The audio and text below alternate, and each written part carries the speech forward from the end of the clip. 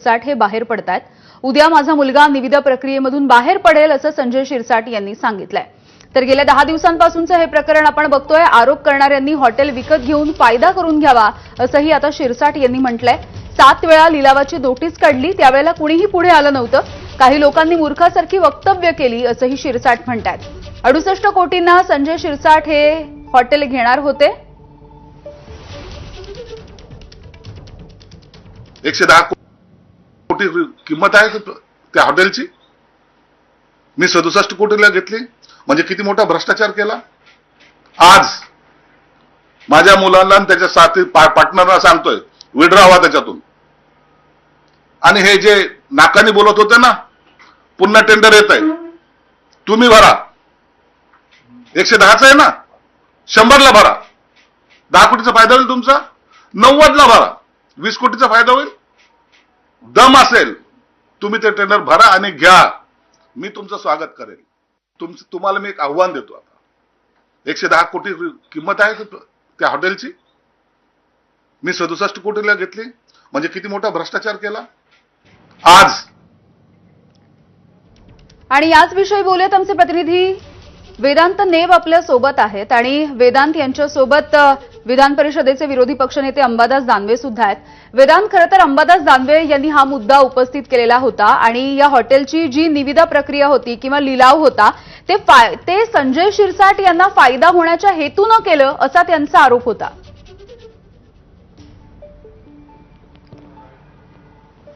यामिनी आपल्यासोबत अंबादास दानवे आहेत। आता संजय शिरसाट असं म्हणतात की मी माझ्या मुलाला सांगतोय की या सगळ्या निविदा प्रक्रियेतून बाहेर पडा, विड्रॉ करा हे सगळं। आता ते असंही म्हणतायत की ज्यांनी आरोप केले त्यांनी आता ही हॉटेल विकत घ्यावी। या सगळ्यावर तुमचं म्हणणं काय? कारण तुम्ही म्हणत होतात की 5 भागीदार आहेत आणि त्यांची नावं सुद्धा तुम्ही उघड करणार होता। 5 भागीदार आहेत हे संजयजी शिरसाट या राज्याचे सामाजिक न्याय मंत्री यांनी म्हटलेलं आहे 5 भागीदार।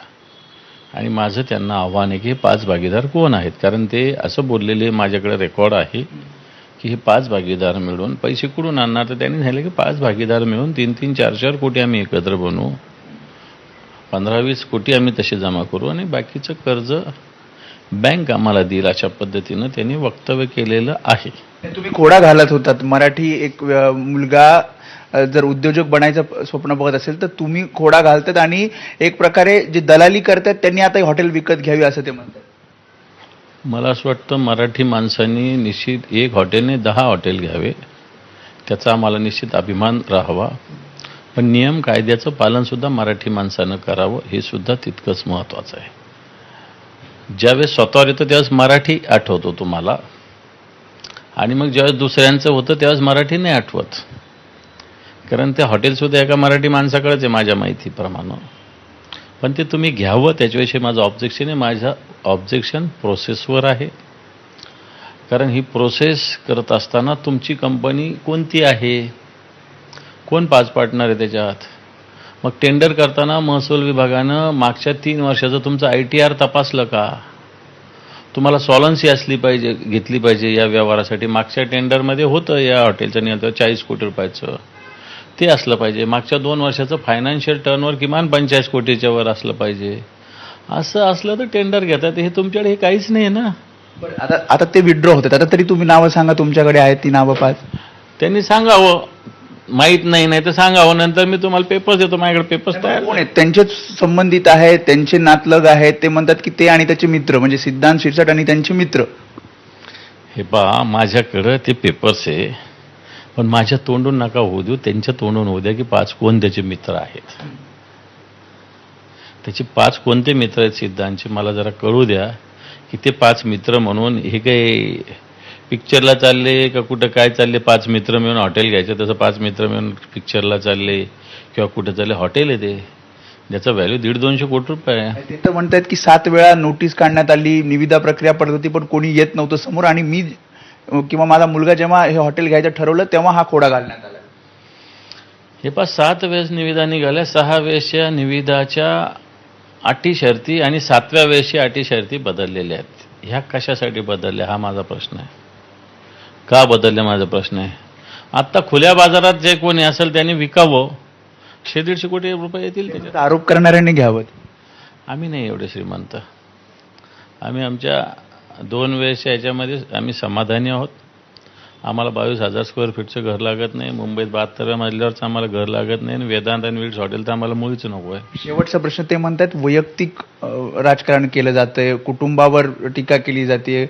यावर जर असं केलं जात असेल तर मी पण आग लावेल असं त्यांनी वक्तव्य केलं. मला वाटतं सगळ्या गोष्टी माहिती आहेत मला. हे पहा, काचेच्या घरात राहणारे दुसऱ्याच्या घरात दगड फेकत नसतात.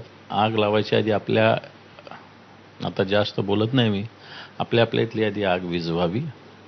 माझं हॉटेल घेण्यावर ऑब्जेक्शन नाही, माझं टेंडर प्रोसेसवर ऑब्जेक्शन आहे. ज्याला हॉटेल घ्यायची त्याने ती घ्यावी, त्याला शुभेच्छा आहे. शिरसाटांनाही घ्यायची तर घ्यावी.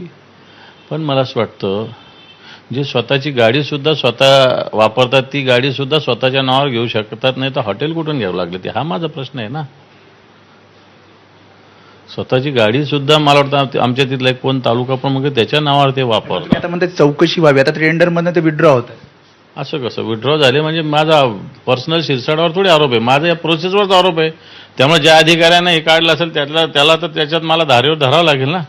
त्याच्यावर कारवाई करायला सरकारला भाग पडायला. असे जर अधिकारी वागत असेल कोणाचे बटीक म्हणून, ते सरकारचे नोकर आहे, कोणत्या मंत्र्याचे नोकर थोडी. असं सरकारचे नोकर, या राज्याचे नोकरी करतात. ते पगार जनतेच्या पैशातून जातो, शिरसाट्यांच्या घरातून नाही जात त्याला, किंवा मुख्यमंत्र्याच्या खिशातून नाही जात त्याला, महसूल मंत्र्याच्या खिशातून पगार नाही जात, जनतेच्या करातून जात असतो यांना पगार. त्यांनी जनतेसाठी निष्ठावान राहिलं पाहिजे ना, कायदे नियमाचं पालन केलं पाहिजे ना. माझं ऑब्जेक्शन त्याला आहे, मी त्याच्यावर ऑब्जेक्शन घेणारच आहे. त्यामुळे जसं यामध्ये आपण ऐकलं, अंबादास दानवे असं म्हणतात की या सगळ्या निविदा प्रक्रियेवर मी प्रश्नचिन्ह उपस्थित केलं होतं आणि जरी विड्रॉ होत असतील संजय शिरसाट आणि त्यांचे मुलगा, तरी या सगळ्यावर चौकशी व्हायला हवी आणि जे अधिकारी असतील त्या संबंधी सुद्धा माहिती समोर आणली पाहिजे. आणि शिवाय त्यांनी एक प्रश्न उपस्थित केला की 5 भागीदार कोण, तर त्याची नावं सुद्धा संजय शिरसाटांनी सांगावी असं अंबादास दानवे म्हणतात. यामिनी, अगदी या प्रक्रियेमधून तर ते विड्रॉ होत आहेत वेदांत, मात्र आता ही नावं समोर येणार का हे बघणं सुद्धा महत्त्वाचं असणार आहे. धन्यवाद माहितीसाठी. आणि यानंतर या बुलेटिनमध्ये सध्या इथेच थांबतोय. पुढचे अपडेट्स अमोल सोबत बघत रहा एबीपी माझा.